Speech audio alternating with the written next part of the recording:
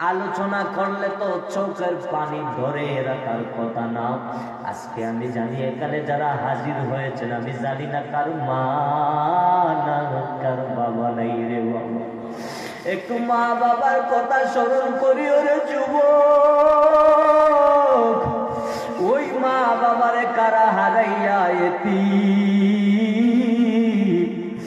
একটু চৌকের পানি ফালাও আর কান্না করো। মা বাবা তোমার কাছে কিছু চায় না, বাড়ি চায় না, গাড়ি চায় না, টাকা পয়সা কিছুই চায় না রে বাবা।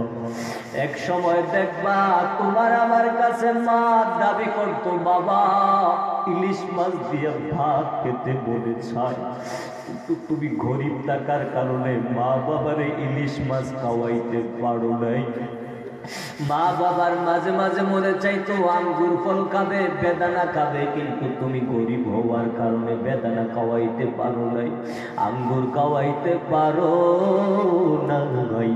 কিন্তু আজকে কত যুবকের টাকার অভাব নাই, ফ্রিজে মাছের অভাব নাই, ফলের অভাব নাই, কিন্তু খাওয়ার মতো সেই মা বাবাটা গড়ে নাই।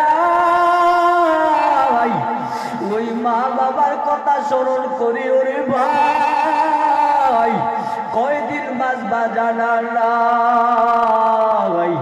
ওই মা বাবারে যারা হারাইছো,